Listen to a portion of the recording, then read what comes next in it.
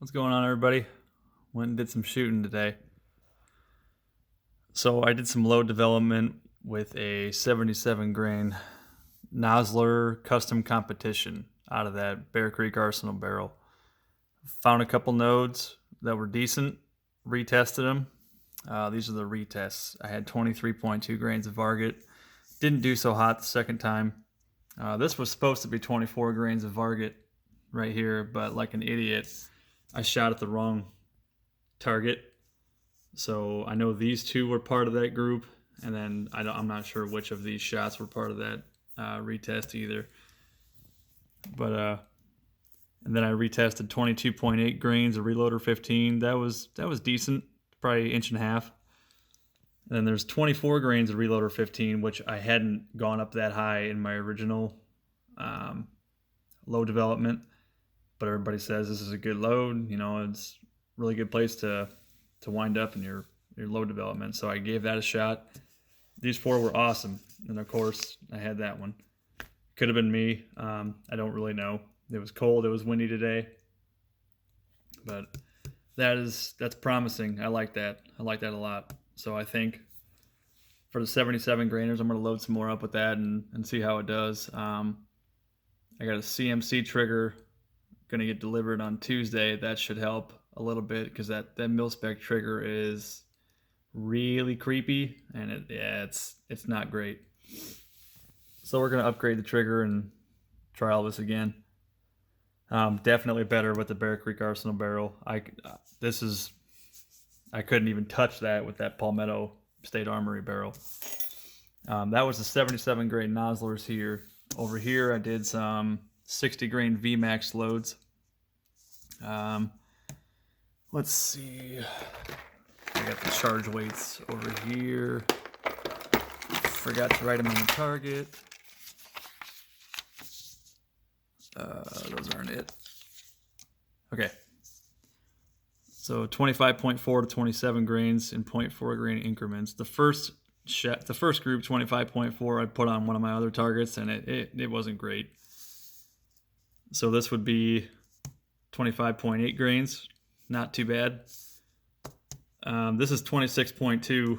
I know those shots are somewhere in this cluster up here. These first two, I realized that I had shot the wrong target, so I called those out before I had shot at the VMAX group with that. So that is potentially a good one at 26.2. Yeah. So 26.6 gave me that. Looks to be about an inch, maybe just a hair under. That's awesome. I like that a lot too. And then that was 27 grains of Varget. Not too bad. Definitely going to try that one again and load some more of those. And then I'll probably do that charge weight as well, just to see. I have no idea which bullets are which. So yeah, these two, we'll give those a try with the VMAX bullets again after the trigger. Yeah, should help out a little bit too. Tighten up those groups. And then took the 45 out, and I wanted to see the difference between the Lee factory crimp die and the Hornady taper crimp die to see if it made a difference. This is the Hornady crimp. That's about 21 rounds. I think it's 3 mags. I noticed I'm shooting left. I don't know if I need more trigger finger or what. That might be me. It might be the sights. I'm not sure. I'll try to monkey with my trigger finger a little bit next time to see if I can fix that. But it's okay. That's with the 200 grain Lee round nose flat point. I got one up here, one down there. These are just offhand. That was the Hornady taper crimp, and then this is the Lee factory crimp die, which it's spread out more, but I mean it's still in kind of the same general area. I can't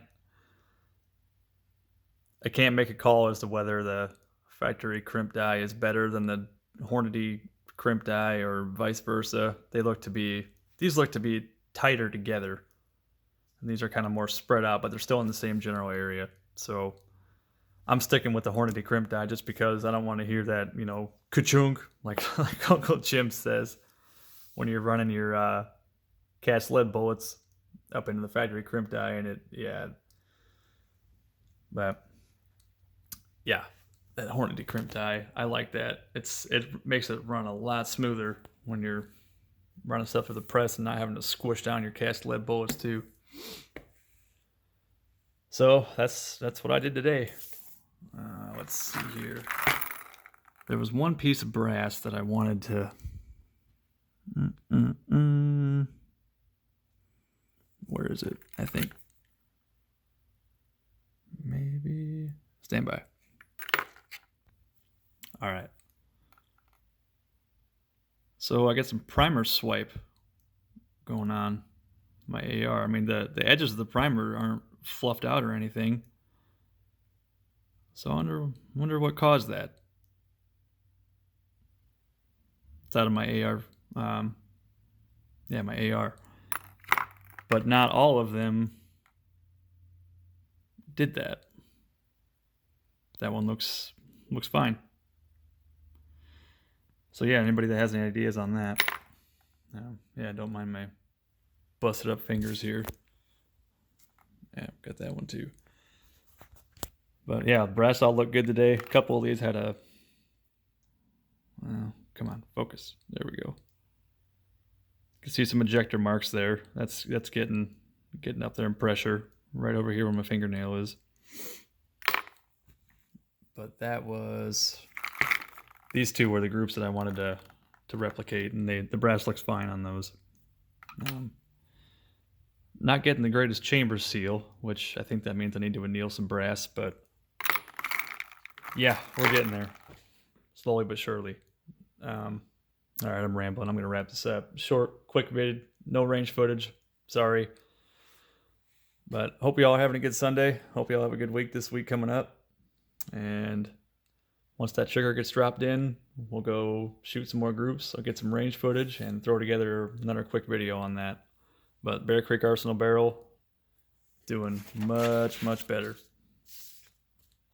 I think. Especially that right there. Good stuff. I'm happy with that. So catch you guys in the next one. Take care.